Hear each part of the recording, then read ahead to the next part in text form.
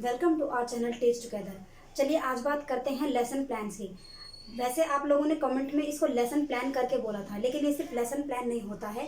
इसको क्या कहते हैं, शिक्षण के लिए योजना, यानी कि पढ़ाई के दौरान, पढ़ाने के दौरान आपको क्या क्या योजनाएं बनानी है, इसका पूरा अर्थ ये होता है। और ये बहुत ही इम्पॉर्टेंट टॉपिक है। एंड यहाँ से आपको सीटेट में से क्वेश्चन तो आते ही हैं, साथ ही साथ जो आप लोगों के प्रैक्टिकल जो होंगे, वैसे मुझे लगता नहीं है कि इस बार प्रैक्टिकल आपका होगा, क्योंकि अगर होता इन्हीं दिनों में होते हैं जो आप लोगों के प्रैक्टिकल होते हैं, बट फिर भी आपके लिए बहुत इंपॉर्टेंट है, आगे आने वाले क्लासेस के लिए भी बहुत इंपॉर्टेंट रहेगा। और आपके सभी पेपर्स में ये क्वेश्चन हर बार रिपीट हुआ है और आगे भी होता रहेगा। तो चलिए स्टार्ट करते हैं। आप अपने कॉपी पेंसिल तैयार रखिए और उसमें लिखिए भी, नोट डाउन कीजिए। चलिए देखिए, पहले हम यहाँ पर समझ लेते हैं कि शिक्षण के लिए योजना होता क्या है। शिक्षण के लिए योजना होता है कि जब आप किसी को पढ़ा रहे हैं तो क्या क्या प्लानिंग करनी होगी। योजना का मतलब क्या होगा, प्लानिंग।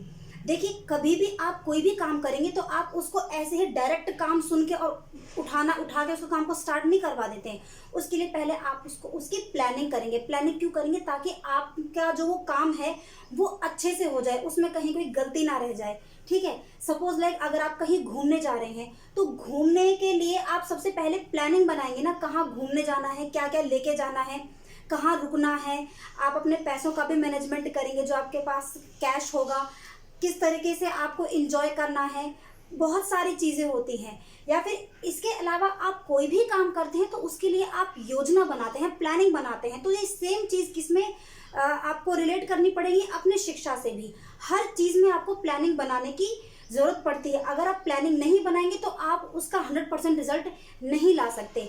और इसको देखो, शिक्षण में कैसे इसका यूज़ होता है। देखिए, यहाँ पर मैंने इसकी परिभाषा लिखी है, योजना। 2 नंबर के क्वेश्चन में आपको डायरेक्ट पूछा भी जा सकता है कि योजना क्या है। ठीक है, तो देखिए, किसी भी कार्य को सफलतापूर्वक करने के लिए योजना का निर्माण बहुत आवश्यक है। इससे समय व शक्ति की बचत होती है। यह बात शिक्षण अधिगम पर भी लागू होती है।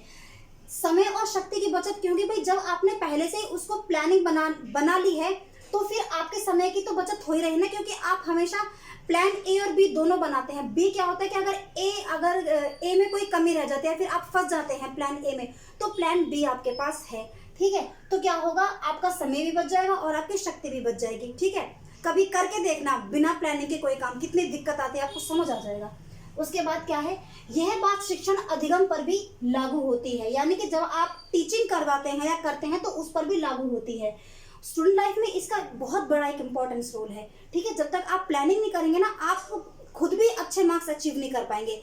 जिन लोगों के 80% 90% आते हैं ना, वो इसी चीज को फॉलो करते हैं। ठीक है, आगे देखिए, किसी भी विषय में अध्यापक को अपने विद्यार्थियों के साथ जो कुछ करवाना है पूरे वर्ष भर में, यानी कि पूरे साल भर में टीचर को जो कुछ भी काम करवाना है ना, तो उसकी अच्छी तरह योजना बना लेनी चाहिए, जिससे कि शिक्षा के उद्देश्यों को प्राप्त किया जा सके। ठीक बात है, यानी कि अगर आपको अपने जो एम है, किसी आप कोई भी काम कर रहे हो, इसके पीछे एक पर्टिकुलर एम होता है। अगर आपको वो एम चाहिए तो आपको प्लानिंग करनी ही पड़ेगी। ठीक है, उसी तरीके से आपको अगर अपनी पढ़ाई में अच्छे मार्क्स चाहिए या फिर टीचर को जो कुछ भी पढ़ाना है उसके लिए भी उसको प्लानिंग करनी पड़ेगी। भाई इतनी सारी किताबें होती हैं, बिना प्लानिंग के थोड़ी ना बन सकता है। आप भी तो अपनी प्लानिंग करके पढ़ रहे होंगे ना, आपके 7-8 किताबें हैं, फिर और भी आपकी स्टडी चल रही होगी, आप कॉलेज गोइंग होंगे। ठीक है, तो आगे देखिए, अब जो योजनाएं होती हैं वो योजनाएं 3 प्रकार की होती हैं। वार्षिक योजना, इकाई योजना, दैनिक योजना। वार्षिक योजना यानी कि yearly planning, unit planning and daily lesson planning. ठीक है, अब मैं आपको एक एक करके ये बताती हूँ, आप इसको अपनी कॉपी में नोट डाउन करना। चलिए अपनी कॉपी खोलिए और इसको लिखना स्टार्ट कीजिए। देखिए, वार्षिक योजना की आप हेडिंग डालो और लिखो, जो कुछ भी कक्षा में अध्यापक द्वारा पूरे वर्ष में किया जाता है उसके लिए बनाई जाने वाली योजना को वार्षिक योजना कहते हैं। यानी कि पूरे साल भर में जो टीचर को जो काम करवाना है उसके लिए वो क्या करेंगे, पूरे साल भर की एक योजना बना लेंगे कि हमको ये करवाना है, ये टॉपिक्स हमको पूरे साल भर में करवाने हैं। या फिर ना सिर्फ पढ़ाना, बहुत कुछ उनको प्रोग्राम करवाने होते हैं स्टडी से रिलेटेड। ठीक है, उन सब के लिए वो एक सूची बना लेते हैं, प्लानिंग बना लेते हैं। इसमें निम्न बातों को ध्यान में रखना चाहिए।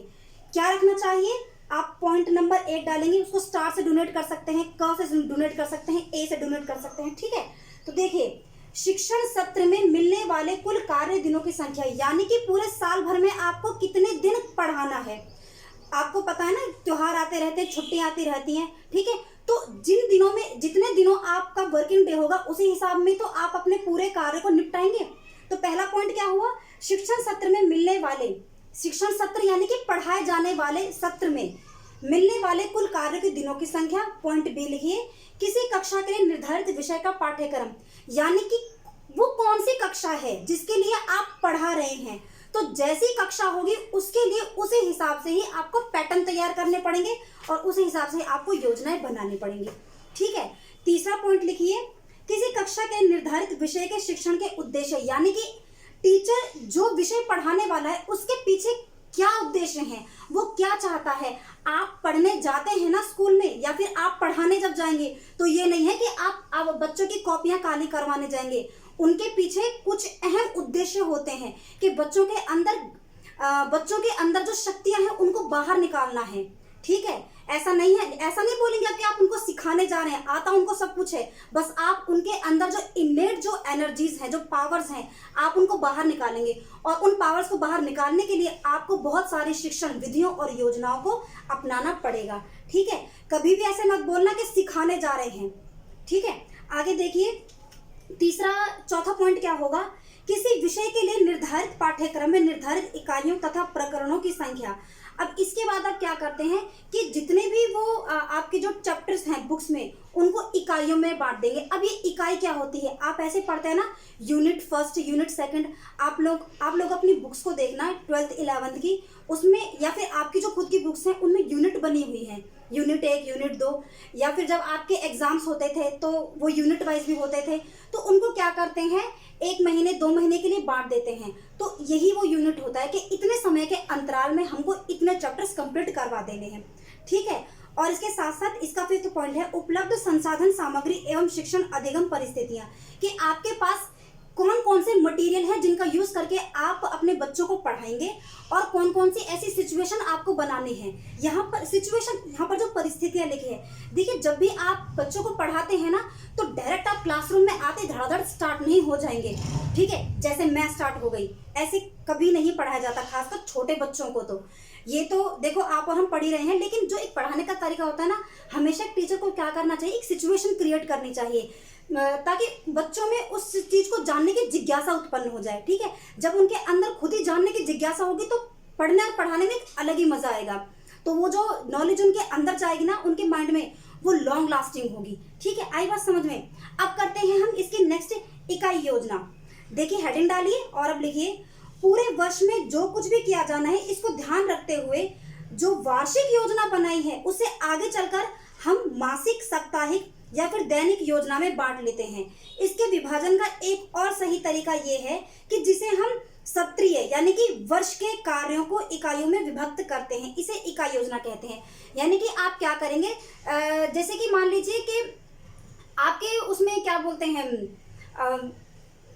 12 चैप्टर हैं किसी बुक में, तो आपने उसको क्या किया, उसको अपने पूरे साल भर के हिसाब से उसको डिवाइड कर दिया, ठीक है। अब चाहे वो 12 चैप्टर आप 6 महीने में पढ़ा दो, ठीक है, या फिर आप उसके महीने के हिसाब से उसको कैलकुलेशन करवा लो।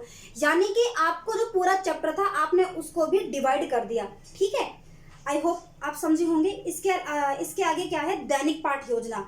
अब जो आपने जो मासिक योजना बनाई या फिर जो आपने साप्ताहिक योजना बनाई कि हाँ भाई हम इस सप्ताह में हमारा ये वाला टारगेट है और हम इसको अचीव कर लेंगे, यानी कि आपने अपने गोल को सप्ताह में पहले कन्वर्ट किया या फिर उसको महीने में कन्वर्ट कर दिया। अब उस सप्ताह के गोल को आप दैनिक योजना में चेंज करेंगे, यानी कि डेली बेस पे आपको क्या पढ़ाना है और कैसे पढ़ाना है, इसको बोलते हैं पाठ योजना, ठीक है। तो देखिए इसमें क्या लिखेंगे, जहां वार्षिक योजना पूरे वर्ष के लिए बनाई जाती है तथा इकाई योजना में पूरे पाठ्यक्रम को छोटी छोटी इकाई में बांट दिया जाता है, वहीं दैनिक पाठ योजना अध्यापक द्वारा दिन प्रतिदिन के कार्यों को नियोजित ढंग से करने के लिए बनाई जाती है, ठीक है। यानी कि अब टीचर हर रोज, पहले क्या किया भाई, देखो सीधी सी बात है, पहले आपने उसको पूरे साल भर का वो बनाया, फिर उसको आपने साल भर का बनाने के बाद आपने उसको यूनिट में डिवाइड कर दिया, फिर अब इस यूनिट को आपने डेली बेस पे डिवाइड कर दिया, ठीक है ना,